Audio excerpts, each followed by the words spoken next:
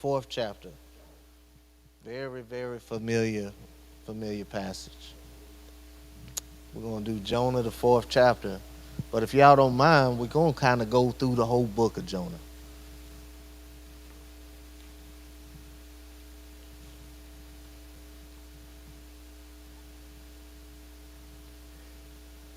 Jonah chapter 4. That's all right. Hey, you take your time.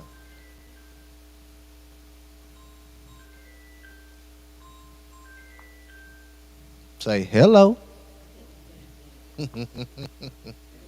You already.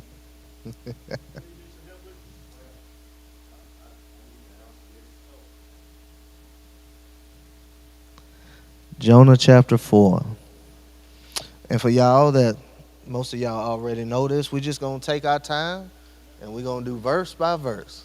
That way we don't lose nobody. But before we start, beyond February being the month of Black History, what else is February known for?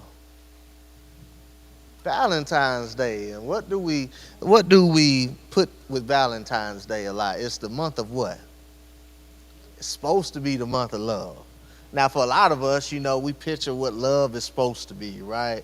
We watch them old movies where everybody get gushy, and we want that kind of love. But for a lot of us, we got that Ike and Tina Turner type of love. We love you one day and we hate you the next. I can't live with you, can't live without you sometimes. But here's the thing about it is, one thing is being a follower of Christ. Christ said that the greatest commandment is to love God. And then not only do you love God, you got to love your neighbor as you love yourself.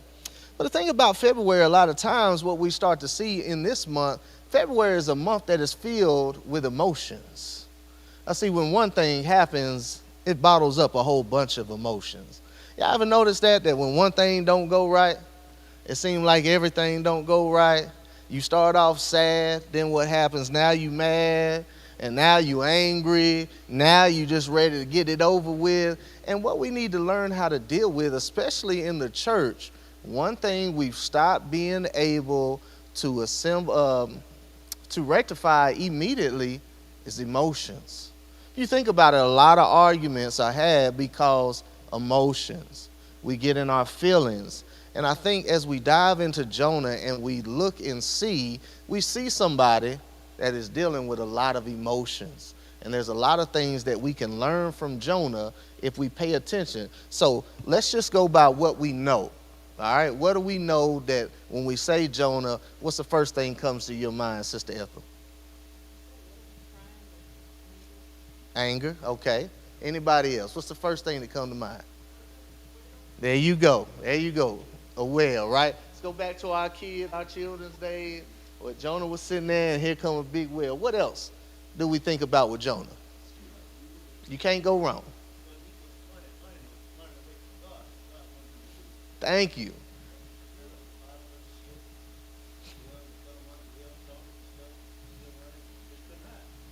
Don't that sound like us sometimes? Because here's the funny thing about it is, he did take off. He ran. As soon as God told him what to do, Jonah ran in a whole different direction. But here's the thing, when he got on the ship, he was still honest. He told them people, I'm running. I'm running from God. They didn't think nothing of it until the storm started. Now what's going on here? Jonah said, hey man, here I am. And that's what we do as Christians sometimes. We'll run and tell people we running. Now it's amazing how disobedient we can be when it comes to God.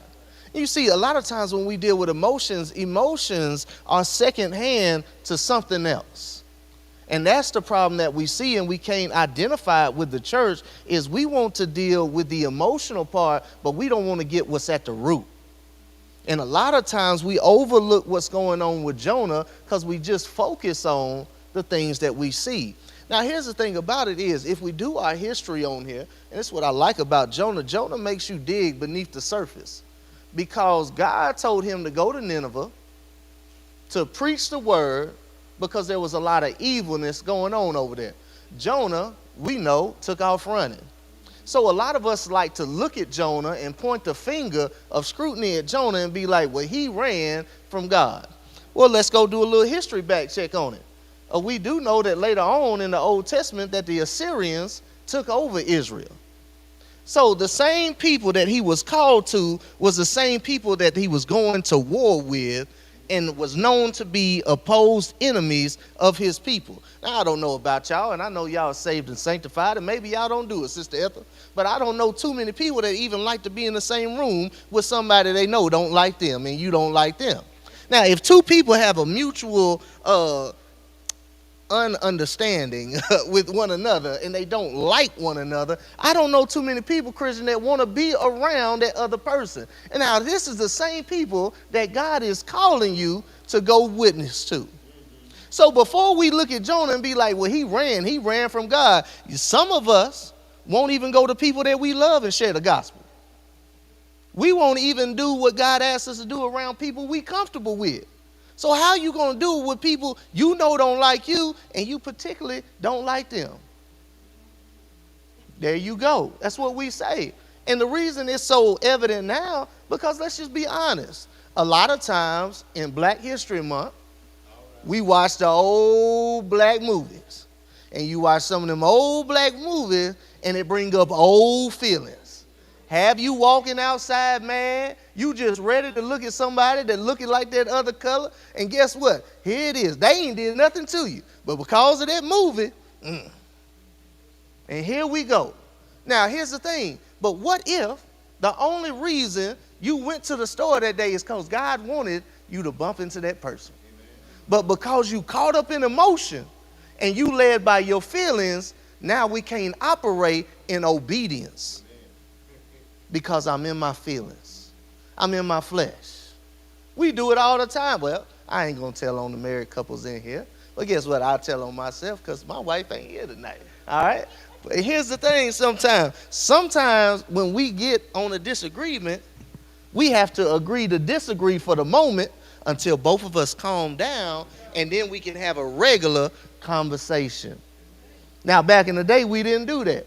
We did a whole bunch of hollering, a whole bunch of back and forth, and guess what? We found out that didn't nothing get solved.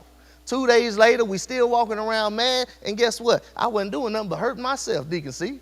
It get cold over there on my side of the bed when I'm sleeping by myself. You know? But that's what emotions do. And here's the thing, when emotions start, it's just a spiral. And you start spiraling out of control. Because now, guess what? He goes and he ends up in the belly of a whale. So now he's in this belly of a whale. Now reality done hit. See, it's one thing when you can run from God. It's a whole nother thing when he catch you and you ain't got no running to do. Wasn't no running from him when he was in that belly of the whale. And I don't know about y'all. Maybe y'all haven't had it. I understand. But for me, God put me in some situations where I couldn't do no running. It wasn't nobody but me and him. And guess what happened then? The rubber hit the road then. You ever did that with your parents? Your parents say something to you, boy, you was outside, it was real good then, wasn't it? But when you got inside and that door shut behind you and you looked up and it wasn't no exit, it was one way in and one way out. Guess what you did? You just went ahead and said, let's get it over with. That's what happens. God is going to catch us sooner or later. And when he does, it's amazing. I want y'all to pay attention because I'm just giving y'all a quick summary. In chapter 2, when he's in this belly of the whale, he's asking God for mercy. He's asking for grace. Now, watch what it said. God commanded the fish to spit Jonah up. All right, so now Jonah goes to Nineveh. He does what God told him to do. 120,000 people come to know and trust in God. They repented. They turned from their ways, right? Now, after I tell you that, you ran, chapter 4, Jonah chapter 4. Now, Sister Mamma, you ran from God. God swallowed you up. He spit you out. You finally did what you were supposed to do.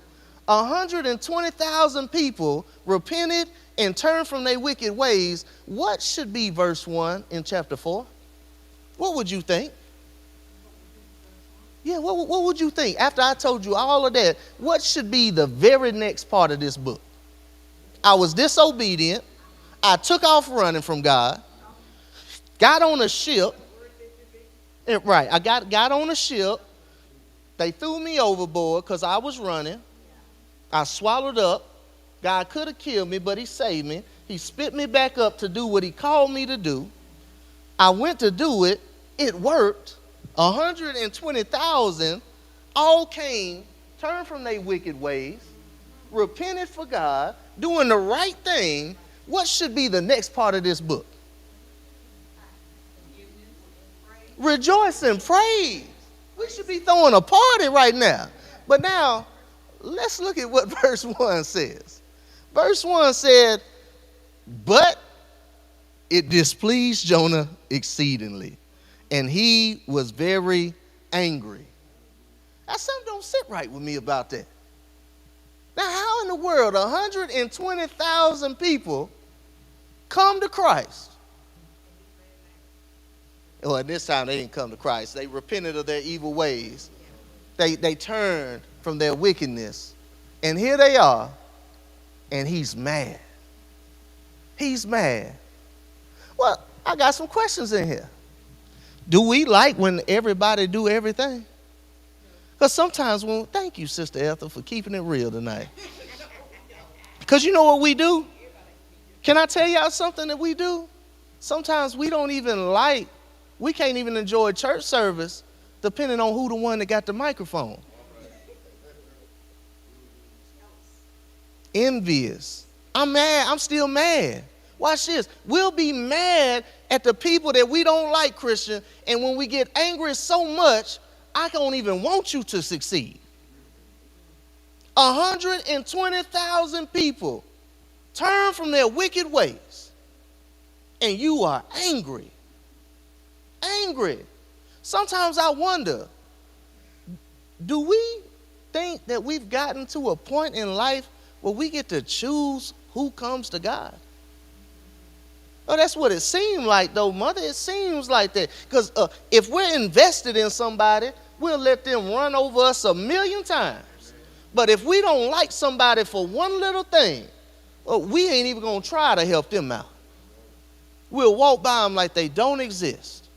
And here it is. But if that person does change their life and they turn it around and they're doing the right thing, we should be rejoicing. But guess what? A lot of us are just like Jonah. And they mad. And watch this. It said it displeased him exceedingly. Exceedingly. Not only was it strange, this is very strange. But look, it just don't stop there. Watch this. And it say verse 2. And he prayed to the Lord and said, Lord, look at here. Look at here.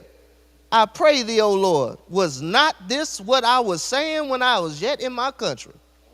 Therefore I fled before unto Tarshish, for I knew that you are a gracious God, merciful, slow to anger, of great kindness, and repentance thee of evil. Do y'all see that right there? Y'all ever had that conversation with God? Oh, see, I knew we was going to be saved tonight. Because watch this, Christian. God, I don't know why you sent me over there, because you already knew what you were going to do. Why you put me in the situation? That's right. But if it was that simple, God wants us to do everything. Well, I tell y'all what, at this point that we talked about, say that again out loud. It was for him as much as them. It was for him as much as them. So as we're right here in Jonah, what do y'all think the theme of Jonah is now? What do y'all think the theme of Jonah, after we did that summary? If you had to bottle it up in a theme, what would you put on it? You can run, but you can't hide. That's a good one. Somebody give me something else. That's a good one right there, D. What else? God always knows what's best for you, right? Let me give y'all one that we struggle with. The theme of Jonah is very simple. It's obedience. A lot of times emotions come Because we're not disciplined to do the right thing. A lot of times when we get angry, I don't know about y'all, but I'll tell on myself. A lot of times when I get angry, it's not that I got a right to be angry. A lot of times when I'm angry over things that shouldn't even matter in the first place. And when I look back at it, what do we say? Ain't no way I should have let them make me this man. Come on, Deke. Yes, sir. It's for you. It ain't for nobody else. Even if he got to track you all the way down to a ship and throw you in the belly of a whale. Watch this, y'all. That's a good thing, because watch this. It don't matter how many temper tantrums you throw, how you want to act. Whatever he got for you is for you. It's just depending on how long it's going to take you to get there. You want 4-day journey or you want 40 years in the wilderness? Which one is it? We're going to get there. That's what it is. But I want y'all to see this, because here's the thing. He's so angry about a people that changed, because in his mind, what he's saying is, you're going to give them grace even though they don't deserve it. Now, see, that's something we got to break down, because a lot of us are over here, God, why you see me struggling? Why you see me over here paying bills, living from check to check? These people don't worship you. They don't tithe. They don't go to church. They buying brand new cars, brand new houses. I got to watch them succeed in everything they do, and you got me over here struggling. And it's hard not to be upset. But watch this. Now your true heart is exposed. He's not mad at people. He's mad at God. Now watch what he says. Let's look at this, because I'm trying to help us out here. Because it said that he prayed, but this don't sound like no prayer to me. He said, Lord, was this not what I told you was going to happen? I know who you are. I knew what you was going to do. You know what that sound like when we do that? Well, he putting himself on the same level as God. You ever told your parents that? I knew what you was going to do. I told you this was going to happen. I this, I that. Now we've made ourselves an idol. Yes, ma'am. That's right. That's right. But sometimes, guess what? That's what I'm about to say. Sometimes think this. We do it to God too. And God knock us up on that floor. But sometimes, for some reason, with God, it takes us a little bit longer to realize who he is. Because see, with parents, you know, you play with that fire, you get burnt one good time, that's all it takes. But God got to discipline you over and over and over, and here we are 40, 50, 60, we still getting disciplined over things we should have changed a long time ago. But because we're emotional and we're trying to make decisions based off emotion, we're never gonna get anywhere. And what I like, and why we brought that, why we did that summary, because we got to go through it. Now here, he's telling God, because you are a gracious God. You're merciful. You're slow to anger. Great kindness. You know why he knew that? It sure sounded good in chapter 2 when he was the one asking for it. Now, when he was in the well, he wanted a graceful God. He wanted a merciful God. He wanted a God that was slow to anger. He wanted that. But he didn't want it for somebody else. Because now, let's get to the root of it, Deke. Let's get to the root of it, Deacon. Oh, when we talk about anger and all of that, a lot of things, guess what one of the roots is? And when it comes to that, we're selfish people. I can't get past myself to watch anybody else, especially us as people. We got this crab in a barrel mentality that we are so worried while people are elevated. Instead of this, watch this. Here's what's crazy. If I help you get up, then I just believe long enough you might help me get up. Why I'm going to drag you down so we all at the bottom? We would rather have somebody at the bottom with us than watch somebody else go to the top without us. And that's what we do. Some people all the time, Deacon, they be say, man, I'm telling you, I want to be like you. So I said, for what? Go ahead, mother. Yeah. Come on. That's what.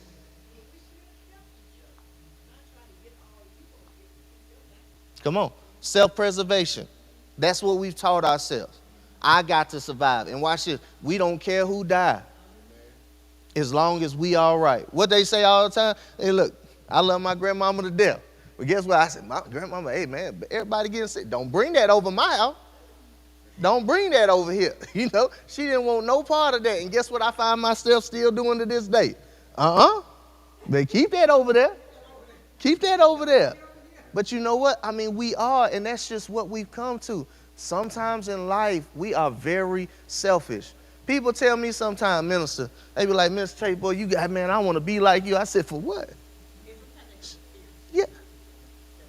Correct. But what I'm saying, here's what I tell people. I said, look, I ain't asked for this. I don't even want it sometimes. And guess what? And here's the thing. You might want what you see, but you don't want to know what I had to go through to get here. You don't know what I got to go through right now to get here. These are different kind of things when you got people calling you 11 o'clock, pray for me. You know what to pray for. Oh, what you mean? You know, people think that you just know God. God gonna tell you exactly, man. And here's the thing, they'll come up, and people want it. And when people are envious, though, watch this. If they are envious, you gotta watch that. You got to watch that, because guess what? Everything from here on out with Jonah, when you make decisions with emotions, is done for the wrong reason. If you are emotional when it comes to decision making, it is for the wrong reasons now. Watch this. Even when love is involved, sometimes, I got to say this in code. We got some youngsters in here now. Sometimes in life, we do things as men or husbands for ulterior motives. If we do this, we know there might be a chance later on.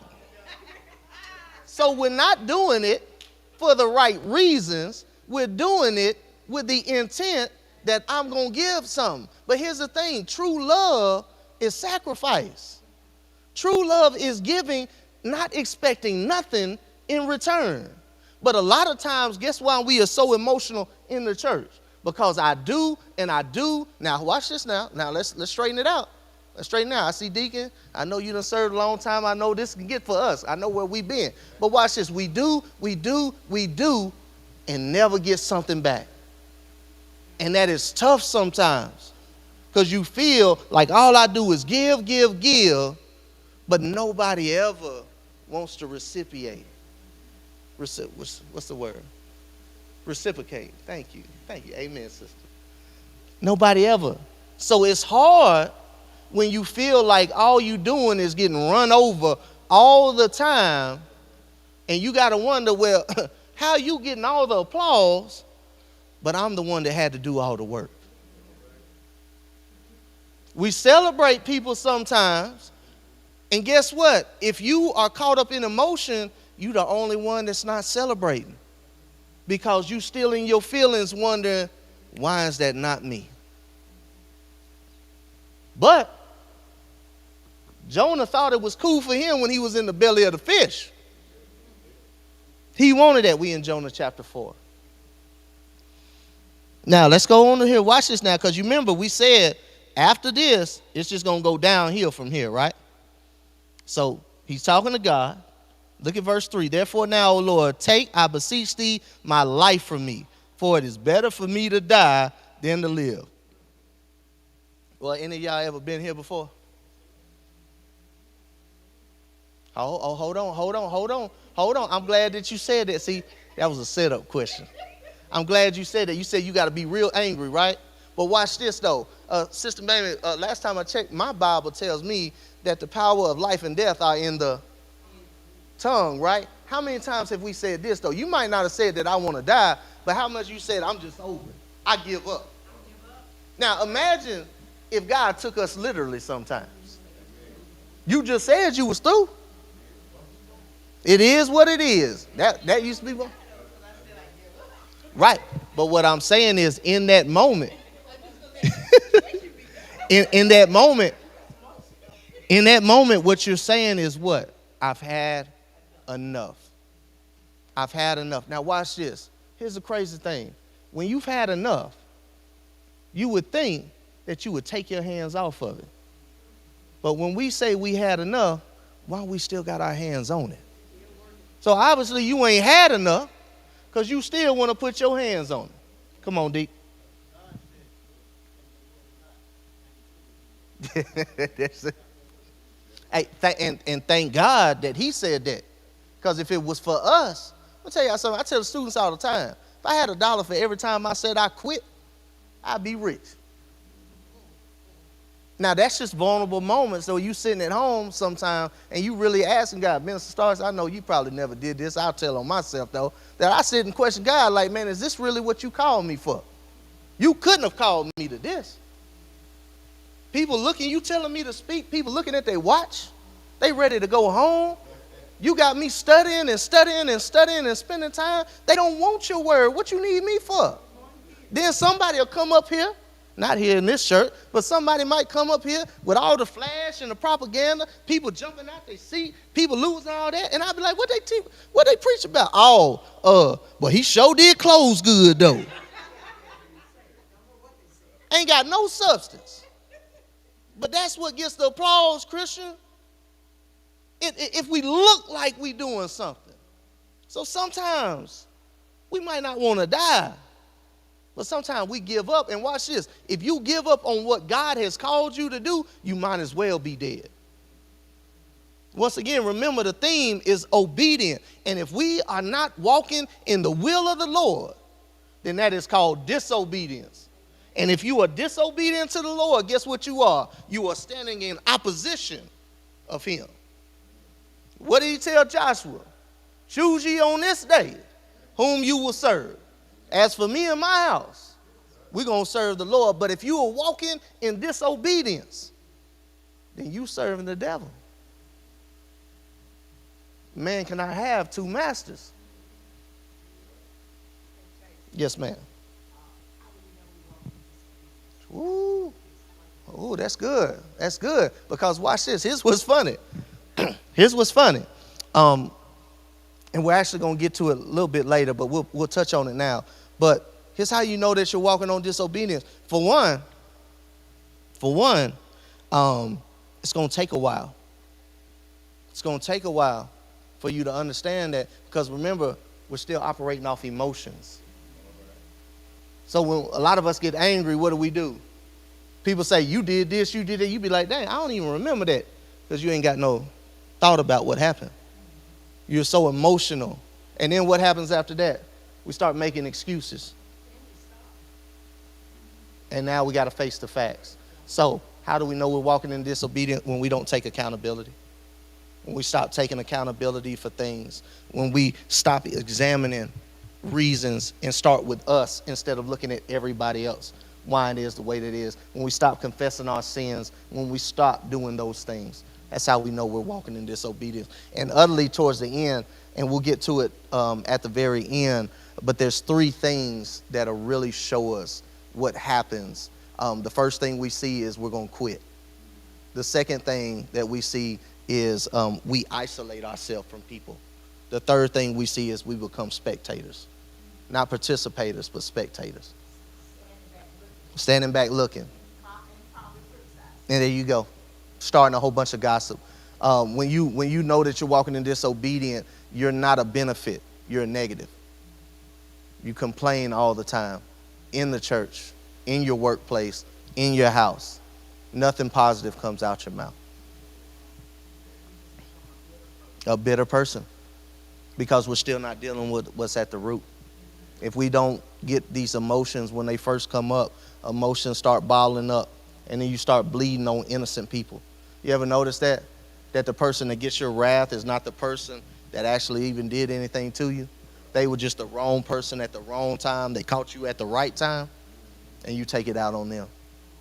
And that's what happens a lot. All right? Now watch this. Here's what I love. Now he just said, it's rather I should die. But look how God does. Because some of us, what we say, I know, hold on, I'll talk about, I've had some kids that be like, I just leave then. And you know, some of us got some wrong things that we say. You know, when I was younger, I say, well, that's dumb.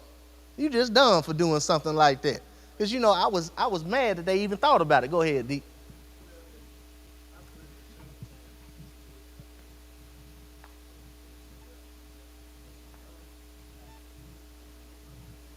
Yeah, that's right. Yeah, that's right.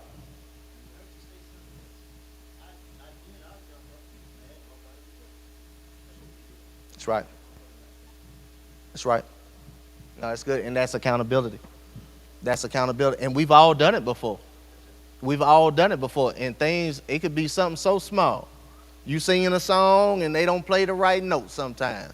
We got to walk outside and cool ourselves down. Somebody say something we don't like to see. What are we doing? If you don't leave, guess what we doing now? You got that phone texting. We do it now. We do it now. And watch this. But angry, mad, upset. And here's the thing that kills me so many times. Imagine if we were angry over the right thing. I bet you ain't angry about sin like that. Imagine if you got angry at sin the way we get angry at people. You wouldn't be living the life you live in. If you was that, I'm mad that I sinned today. I feel so bad that I sinned today. And really wring our hearts out to God. I did something wrong. When's the last time? I'm not talking about that little cute stuff when you sit there and, God, I sinned today. Lord, just forgive me. I'm talking about, God, I'm worthless. I'm a nobody and I did this and you love me and I went against you and imagine if we got mad over that. Yes, sir. Yes, sir. Conviction. That's a conviction. Yes, sir. And that's how good he is. That's how good he is. And here's the thing about it. There is something that is called healthy emotions. Anger can be healthy. I know that sounds crazy. But anger can be healthy if you do it in the right way. Watch this. Jesus got angry one time. And he started throwing tables. But guess what the Bible said? In this, he did not sin. Because here's the thing. The Bible tells us be slow to speak and slow to anger. Did not say don't get angry. Be slow to anger. The problem is we go 0 to 100 real quick. And when that light switch turn on, we don't care who's in our way. We are trying to terrorize. We like a tornado in a trailer park. We trying to hit everything. Come on, D.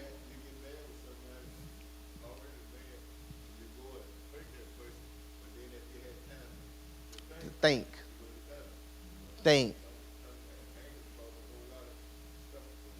But watch this. Here's what I love about God.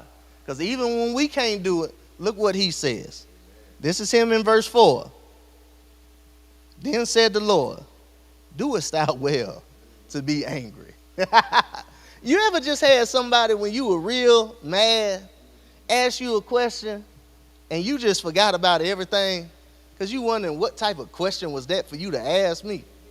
One thing I do with little kids all the time, you know, little babies, if they fall down and they start crying, the first thing that I do is I grab them real quick and I say, look.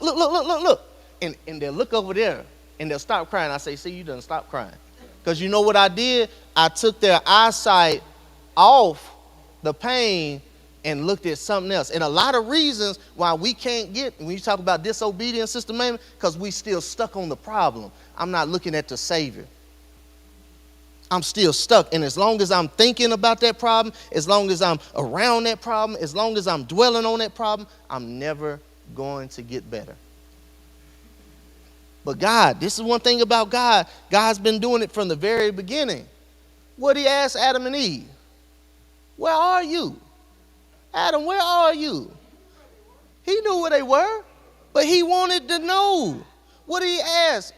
What did he ask Cain and Abel? What did he say? Where's your brother? He knew what it was. What did he ask David? What have you done? What all these things? What did he ask Isaiah? Whom shall I send? He's going to ask us that. Why? Because he wants us to think about what is going on. Stop and think sometimes. Because a lot of times when we look back and we are angry, we let our emotions take over, it really wasn't nothing that big in the first place. It's not a lot of times. A lot of times, it really isn't nothing. But he asked him, is it right now? I want y'all to see this, because here's something we got to learn. And I pray we're learning a lot from Jonah at this time. Now, God asked him a question, but look at verse number 5. So Jonah went out the city, sat on the east side of the city, and he made him a booth, sat under it in the shadow, till he might see what would become of the city. Do you see that? Y'all see that? He doing what? What should have happened though? He should have been excited and praying and rejoicing. That's right. But let's stay in that verse though. God asked him, is it good for you to be angry? Verse 5 say he went to the city and posted up to watch what would come from it. What should have happened?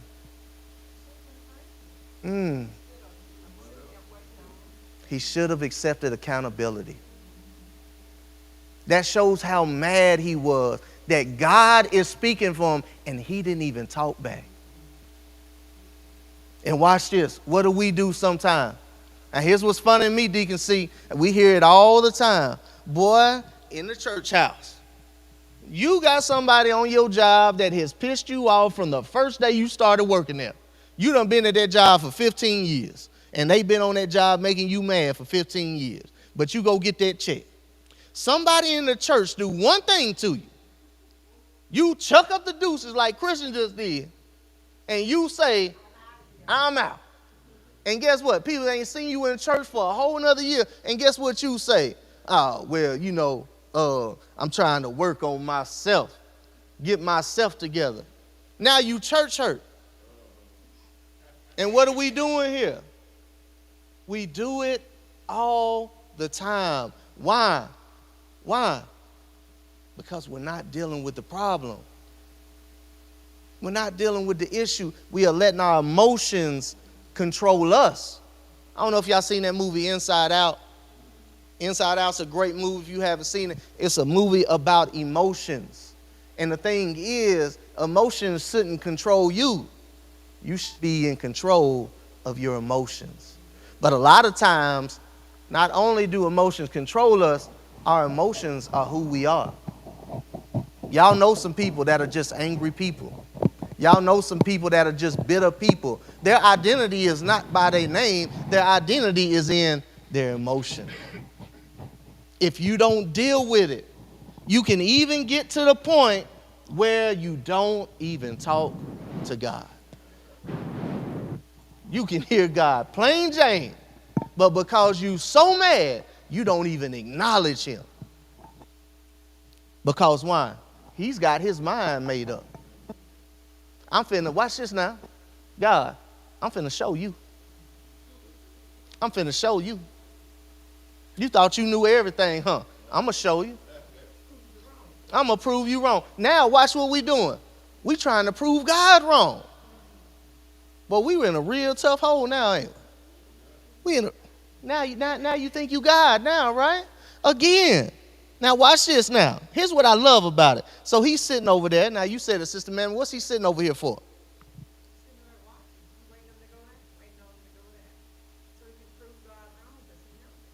So what he's saying is they ain't gonna do right. And we ever felt that way about people? Thank you. I just wanted to hear it. Watch what we say. Man, how many times have we, and watch this, be very careful now. I want us to be careful. I'm going to tell myself once again, because I know none of y'all have done this. But let me tell y'all something. I done wish some things on some people. And guess what? It happened. And boy, I didn't feel good then. Now, it wasn't nothing crazy, Sister Ethel. But sometimes somebody buys something nice, and I'll be like, boy, I hope you have a flat tire. Next thing you know, guess what happened? Well, a flat tire happened. I'm sitting here like, dang, I done messed up. You know, sometimes we wish, even if it's something simple, we wish things on people at some time in our life. What happens if it actually happens? Here he is, waiting for them to mess up because he's not in a place, because he's so emotional that he can't celebrate the next person. And a lot of times, even in the church house, we are so emotional that we can't celebrate the next person. We've been so emotional before that we can be in the middle of service, somebody come up and give their life to Christ, and you don't even know it because you still stuck on something that made you mad. We get so upset. And watch this. It be over little things that make something big.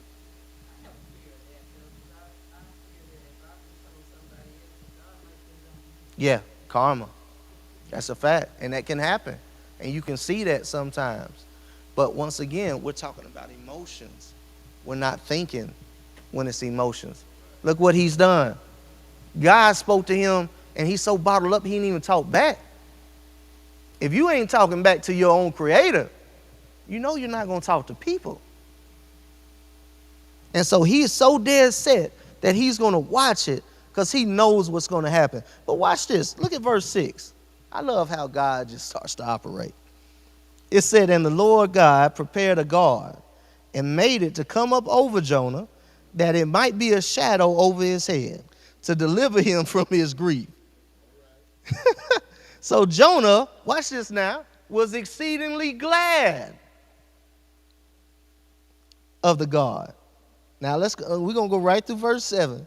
But God prepared a worm when the morning rose the next day, and he smote the guard that it withered. Verse 8. And it came to pass, when the sun did arise, God prepared a vehement east wind, and the sun beat upon Jonah's head, and then he fainted and wished in himself to die, and said, it is better for me to die than to live.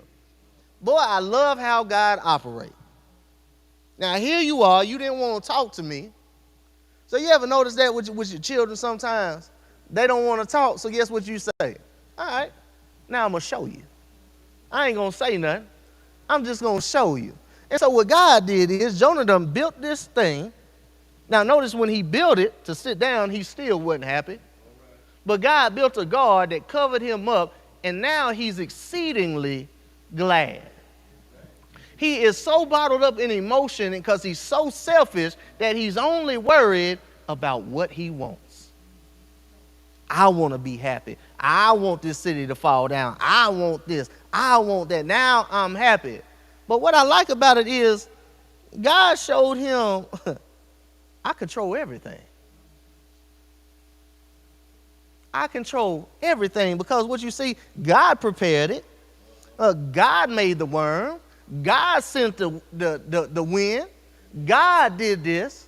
And then when God do stuff, now Jonah got to say, well, guess what happened? He fainted and wished himself to die.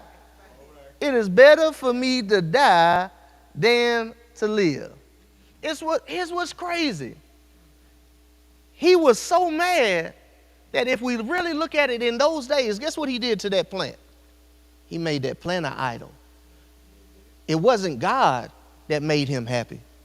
It was that plant that made him happy. He's so upset and so bottled up with emotion, he can't even see what's going on. And that's why we have to deal with our emotions. Because when emotions take over, you can't see straight. You can't think straight. You can't hear straight. Because even when we're mad, what do? We listen to respond, not to retain. I'm only listening so I can pick up one word and go off that one word. I'm trying to find one thing that I don't like. We're so bottled up with emotions that look at where we're at, that he has literally got God sitting here and he's so happy about a plant, not about God coming through. And sometimes in our life, guess what? If we're not careful, the enemy know how to give you some stuff too. The enemy know how to make you feel good. Not to make you be whole, but he can make you feel good for that moment. But go ahead. I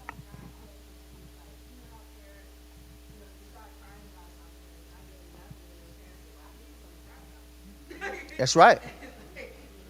Yeah, and you're right. And you're right. And here's the bigger picture. What God is showing Jonah is, watch this. You ain't even got a right to be mad. Because actually, if we want to start talking reality, none of us even got a right to be alive. We ain't got a right to take a breath. We ain't got a right to walk. We don't have a right to talk. We don't have a right to do nothing but give God all the glory for everything, because he's the only reason why we can do anything. Bible says I can do all through Christ who strengthens me. If I can do all through him, that means I can't do nothing without him. That's what God is showing. You didn't put nothing in on this. And you over here mad at something you ain't even touched. How you gonna get mad at what I do? And all he did, he created us to praise him. You'll be whatever he tells us to do. We can't even do that. Can't even do that. We put hardship on us. We put our own hardship on ourselves. And We ain't get mad at him. that's perfect, because watch this. Black History Month, right? Well, we got all these rights. All these rights. Yes, our forefathers had to fight for some of the rights that we do. And guess what we still do now? We still fighting them, right? Because what we fighting for? We fighting for rights. The only right that I get is to glorify God in everything I do. That is a right that I get to do. I love your prayer sometimes, Deacon, when you say, I wasn't fit to live. That's the only right we get. We get a right to follow him. We didn't choose him. He chose us. So when we start talking about rights and we start talking about equality and all of this, thank God, because watch this, y'all. Originally, God had his people. He grafted in the branch that we call Gentiles. Be careful when we start talking about what's right. Because if we be honest, the only right we had is a burning death. That's the right that we have. And that's what he's showing him here in this scripture. But watch what he says to him. God still asks him again, does it do well for you to be angry? Now, this is the twice. Remember the first time he asked, he didn't get no answer. This time, watch what happened. Does it well? And he said, Jonah said, I do well to be angry, even unto death. Now watch what verse 10 says. Watch how God handles this. The Lord said, the Lord, thou hast pity on the guard, for which you ain't labored none. Neither made it grow. It came up at night. It perished at night. And you over here mad. Can I help y'all sometimes in here? Some of us get mad and you ain't put in on nothing. You came in with nothing but complaints. You came in with nothing but negativity, and you still want to complain when things don't go the way you did it. A lot of people in work, a lot of people in life, a lot of people in the church, Deacon, they bring a lot of problems, but you ain't nan solution. We want to get mad over something you ain't have no part of doing. But watch this. We don't want to get mad over the right things. When our kids is over here cussing, guess what? We don't get mad at the right thing, because guess what the right thing is? You should be mad at yourself because they learn from you. That's what happens sometimes. Now, I ain't saying nobody in here. I ain't saying nobody in here because ain't nobody doing that. But sometimes, guess what? A lot of Christians are learning the wrong thing. Why? I don't know. Is it a microphone? Huh?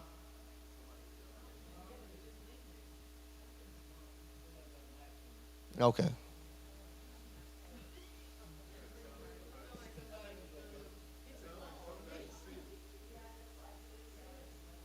All right, if it's God talking, we need to listen now. You know, like, hey.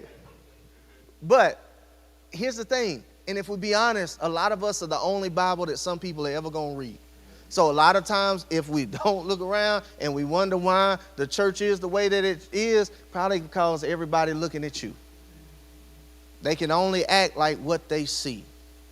And we're over here and we're mad. Look what he said. He said God didn't talk about him. He said, are you mad about the God?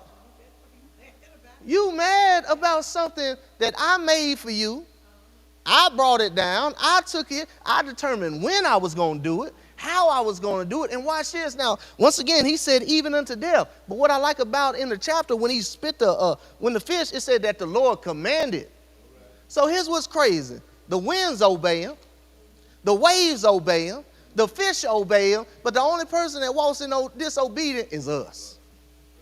And that's amazing, because guess what the Bible says about us? He made us in his own image. He didn't make fish after his own image. He made us after his own image. It's the people that he made to be like him are the ones that don't want to be around. Because we emotional. Imagine going to eternal separation from God because you emotional. Now here's the thing that we also can learn. Lucky that this is God. Because guess what? A lot of time with people, you don't get a second chance. And when you act out in anger and you some of us, I know y'all haven't done it, but I'll say me again, some of us have burned down bridges that we still needed later on. Because we acted so ugly, people didn't even want to deal with us. Because let me tell you something, when you're led by emotion, people don't want to be around that. Because you're a loose cannon. I don't know how you're going to be. And if we don't get that right, that's what we're going to do. All right? Now look what we're going to see right here. I want y'all to see this, because these are things that we're going to see. A lot of errors that we make. That's what we talked about earlier, Sister Mammy. A lot of errors that we make when we are emotional, when we're angry. The first thing you're going to do, you're going to quit. But here's the dangerous part about quitting. When you quit, you want to be delivered. You ever been mad at a job? You mad, what you say? You don't tell God to deal with the problem. You say, God, move me out of the problem. But here's the problem. If he moves you out of that problem, you still got the chains on you. God needs to break the chains off of you in the midst of the problem. That way, it's not a continuous cycle. Because you ever notice that when he take you to another job, the same person's still there. He just got a different name. So next thing you know, it's the same thing all the time. And you sitting here wondering, why is there always that? It's because it's something that we're not dealing with. But if God breaks us in the middle of that problem, the chains are breaking off. That means no matter where I go now, I'm free. I'm not bound no more to what I was bound to. But when we quit, that means we only want God as a deliverer. We don't want him to sustain us. Sometimes he just needs to keep us in the middle of that situation to show you how powerful he is. Watch this. My grace is sufficient, but my power is made perfect, not in your strength, in your weakness. So what you're going to do, you're going to quit, then you separate yourself from others. You get so mad, you don't even want to be around people. What you walk in the house, just leave me alone. Leave me alone. I ain't with it right now. Now, that could be a healthy thing sometimes, but here's the problem. When you by yourself, who you talking to? It ain't God. You talking to you. And I don't know about you, but boy, when I talk to myself, it has to be some strange conversations. But guess what? You ever go, hey, no, I do, because guess what happened? Here's what happened. I be in the bed, I'm talking about my old self. I be in the bed, I don't feel like going to work. But guess what? I'll still go. Guess what myself say? I don't go. You know them low down people still over there, we ain't like them in the first place. You might go to work and this gonna happen and this gonna happen. Well, next thing you know, 5 minutes later, well, I done painted a good picture in my head. I got every reason. I done called, had a good reason. Now I'm lying why I ain't coming to work. And get one sin just lead to a bunch, right? Now watch this. When people make you mad, next thing you know, you done had a simple disagreement. Well, about 10 minutes later, he done talked about your mama. He done talked about everybody. Because you over there saying, dang, he done tried me in front of everybody. 5 minutes later, well, he think I'm weak, don't he? 10 minutes later, man, he tried to punk me out in front of everybody. Now, next thing you know, you done built yourself up to a place that there's no return. Because guess what you done told yourself? Now you got to do something. You isolate yourself. Isolation can be good when you talking to God, but when you only talking to yourself, it's going to make it worse. So, remember, you quit. Go ahead, D. You got something?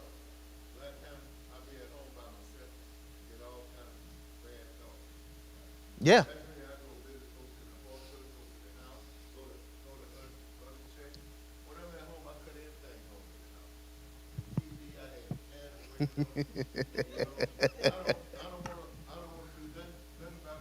Yeah. Yeah. And watch this. Let's get on. How many retired people we got in here? All right, there we go. When you first retired, how hard was it for you to find purpose again in your life? It wasn't hard for you? That's good. So you already. So let me tell y'all this. Let me tell y'all this because I can be it. So for 20 years, I did construction. All I knew was working hard. I worked hard, built houses for 20 years. When I stopped to do ministry, I finally had free time. And you know what happened? It's the first time in my life I ever dealt with anxiety. Because all I had was too much time. Yes, I'm like, man, I'm going to spend so much time with God because I got free time to do this, free time to do. Man, I spend an hour with God. Next thing you know, I'm overloaded. So now I got the rest of this time off, and I was sitting around not doing nothing. But for me at that time, I wasn't built not to do nothing. So I got anxiety that when I would go out, I'd be like, dang, what do I do now? And now I'm questioning everything. And here's the thing. When you don't operate in purpose, you lose your life. That's what Jonah lost. Jonah lost his purpose by being disobedient. And when you lose your purpose, you lose vision. You lose sight. You lose your way because the only purpose we have was given to us by somebody else. So he isolated himself. Now watch this. Here's the last thing we do. We become a spectator. Instead of being a participator, we're a spectator. Some of us only go to church, what's the word? Well, we have once every quarter. Church what? Church conference. Some of us only go to church conference to see what's going to be said. We don't never say nothing. We just spectate, so what we can do? We just sit there and we spectate, so as soon as we leave, you don't believe what happened. I'm not looking at you. No, but what I'm saying is a lot of times, and I'm just using that because a lot of times what we do, we go places so we can see, and what do we want to see? We just go to be messy. That is it. Because I'm so mad, you know what? I'm just going to sit back and watch. But here's what you don't know. While you sitting back and watching, somebody's sitting back and watching you too. That's what we do. And those are 3 mistakes that we make. I used to do that as a kid when they told me I couldn't go outside. You think I went in my room? No, you know what I did? I stood right by that window and watched people play. Because I wanted somebody. When you're a spectator, guess what you want? You want people to know that you see them. I know people on Facebook that will create fake profiles just so they can watch somebody. I know people that'll do what? If I don't like you and you make a post, guess what people will do? They'll like your post so you can see that they liked it. Because we spectating. We are so angry that I want you to see me mad. What they gonna do? And watch this. While you want somebody to see you mad, they living their life carefree. And that's only going to make you madder. And now somebody living rent-free in your head, not paying no bills, ain't got a heaven or hell to put you in, but they run your life because now you operating off emotions. Because this last one, and we done, the last verse, look what it said. Should I not spare Nineveh, that great city, where there are more than 60,000 people that cannot discern between their right hand and left hand, and also cattle. Do you see this? He's so mad that he cannot deal with this, that he wanted a whole nation of people to not be saved.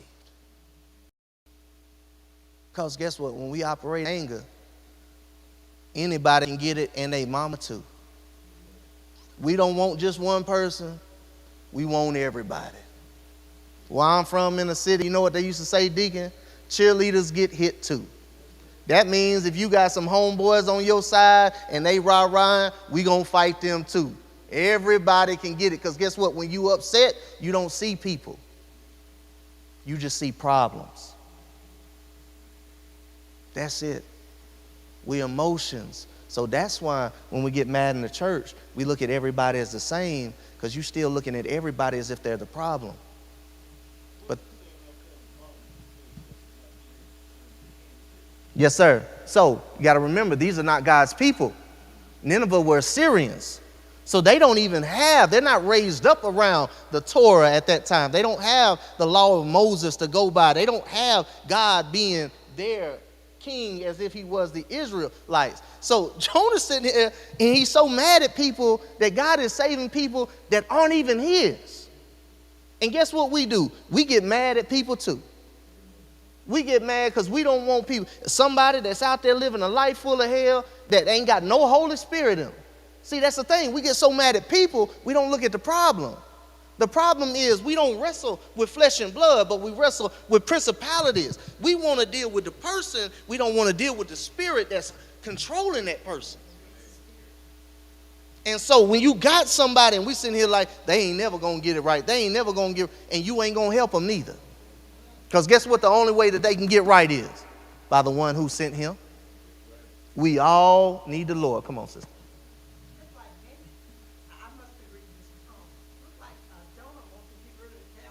Yeah, yeah. And the cat. That's what, and that's what he's saying in there. The people in that nature living without God is just as good as cattle. Cattle wake up in the morning and got no purpose. If you don't have God as your leader, you ain't got no purpose. And that's who God went and saved. He was trying, think about, because here's the thing, that same person that put so much energy into not liking you, imagine if you get them on the same team you are, and now they put that same energy into going and reaching the lost with you. That's a dangerous duo. You ever seen two people that were big dogs get into it? Can you only imagine if they got on the same team?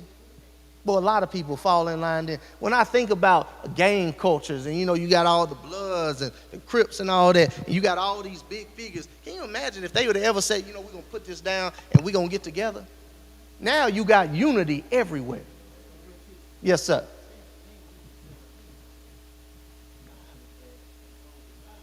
Yeah. Yeah. Yeah.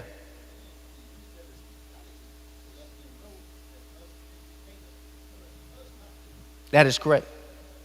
Think about it. I don't know, y'all might know this old song we used to sing it in church. I woke up this morning with my mind and it was, guess what? You got to know Jesus for it to be on Jesus. That's why David said, create me a clean heart, renewing me a right spirit. I got to keep my mind on this word, hide that word on my heart so I might not sin against you. If my mind is not the mind of Christ, who am I? Yes, ma'am. I'm thinking about what you said about church hurt. A lot of church hurt is because people are dealing with unfinished business. Because somebody have hurt them. We don't know how to apologize. Yes. We don't know how to ask people. We know we've done something wrong. Yeah, yeah. Nobody act like they ain't did nothing wrong. Yeah. We don't know how to go to that person. Just go to them and say, I'm sorry. That's right. Even if you don't think it was your fault.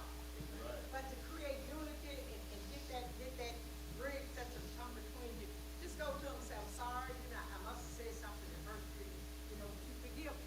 Yeah. We don't want to humble ourselves. Nope. That's why humbleness is it's just the main thing. That's right. That we would humble ourselves in this church, not just this church, all of Yeah, the church body. church is church. Yeah, that's right. And I deal with a lot of people, and I hear a lot of stuff that have happened, and I've been church hurt. Yes. Because I left here for a while. Yeah, But I came back. yeah, I came back after he left, but I came back. yeah. But and he did apologize to me. The pastor did, Pastor Tate. But, Okay. see, that's another thing. I was gone for over 3 years. Mm-hmm. No mother, nobody called to see why I weren't there. Yeah. And I was chairman over Greece Committee. Yeah. I sung in the choir. None of the choir members, nobody followed up to see why is Mamie White not coming to church? Why is she not coming? I like that. Not only at Shiloh, I was gone here about 3 years and stayed at home for about a year. I couldn't go nowhere. Yeah, I didn't want to go to church. yeah, I couldn't go nowhere. I stayed at home and finally the Spirit spoke to me and Yeah. You need to be in church because you're dying. I was dying. Yeah. Isolation. I lived in Huntsville, so I ended up going to St. Louis. Yeah. And I was doggone, Pastor P.C. Johnson didn't get me again. And my sister said, when you think that, what is it about you and these preachers? And she called me out there. So Why is it the same thing? why did I get up in fellowship with everybody? I just got off work that morning. Yeah. I worked night shift. You're tired. I just got off work. Well, the Sunday before I went to sleep in some man's arms. Yeah. I came home, took a shower, went back to Sunday school. Sunday school went on into regular worship. Next thing, I felt something move and I was in the man's arms. I went to sleep. Yeah. So I decided, I said, next time I'm going to sit by the door. Yeah. So, you know, when the sleep started, because I'm going to be back at work again at night. Yeah. So I said, when the sleep started coming on, I'm just going to throw that thing up and tiptoe out. But during the fellowship, everybody fellowshipping, and I had been there probably about 2 years. Yeah. And the mothers and deacons still didn't know I was a member. They would come by and say, we're so glad to have you. Yeah. And I would say, but I'm a member. You see me here. You know, I'm in the choir. So with this Sunday when they came through, they said, I'm so glad you're here. Yeah. See you. Yeah. And I said, you know, they said, come back. I said, I will. I didn't straighten nothing out. And when the pastor stood up to preach, he said, Sister Bella, man. And I smiled because he always did that whenever I was at church.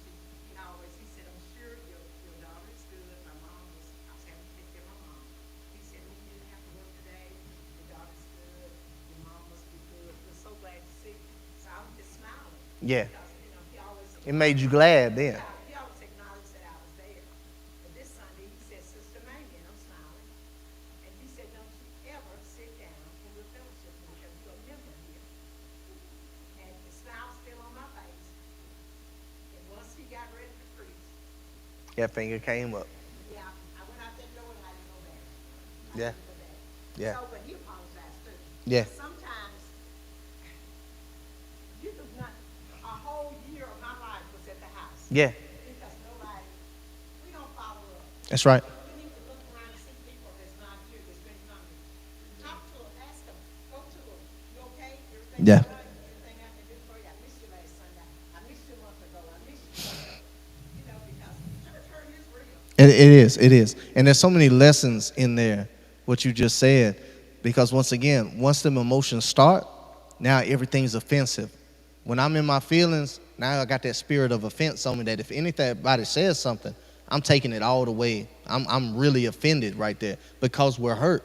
Now we're coming out of a place like that. And if we don't deal with that, a lot of times what we end up doing is anger can lead to embarrassment and shame and guilt too. Because when you see what happened and you be like, oh, well, you know, because watch this. Sometimes even after they apologize, if I'm still angry, it don't make it no better. Because I'm not at a place of forgiveness at that time. We can say it with our lips that we forgive people, but deep down inside, because watch this, I can't forgive you until I learn how to forgive myself. Because I got to forgive myself for holding all that anger, for being mad at you and stuff like that. So there's so many things, and that's the thing about emotions, that if we don't nip it, you see somebody not having a good day in here, let's go talk to them. You don't have to try to change their life, but just ask them, hey, man, how you doing? You know what? Hey, man, I'm praying for you. Sometimes that's all it takes, because if not, man, these little bitty, where there's smoke, there's going to be some fire. Go ahead, sister.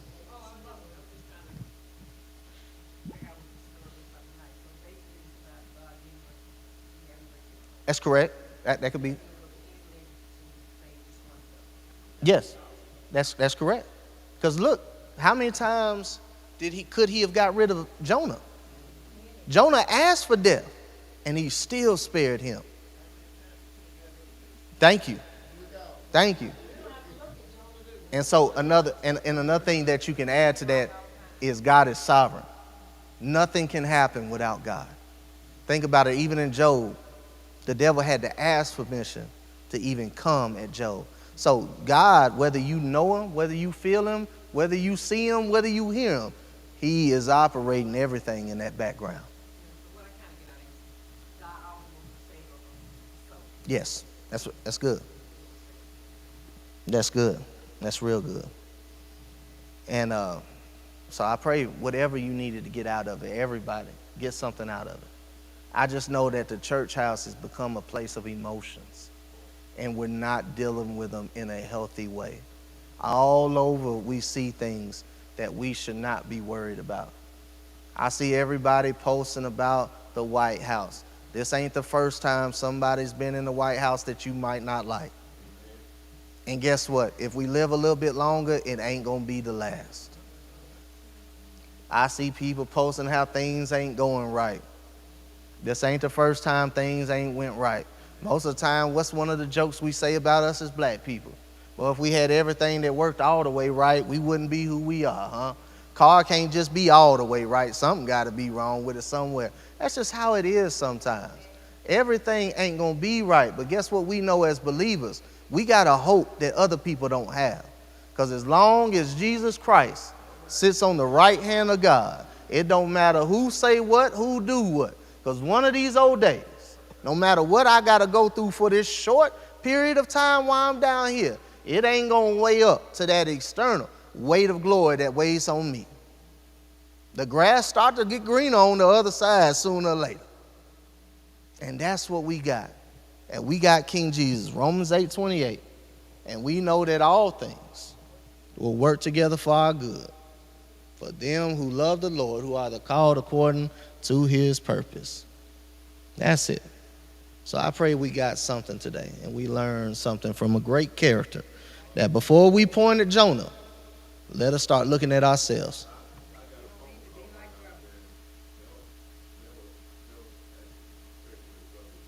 John. Okay. All right. All hearts and minds satisfied? And I thank y'all. I thank each one of y'all for coming out tonight. I know it was raining. I know that, but ain't we glad that we know the one who's in charge of the rain?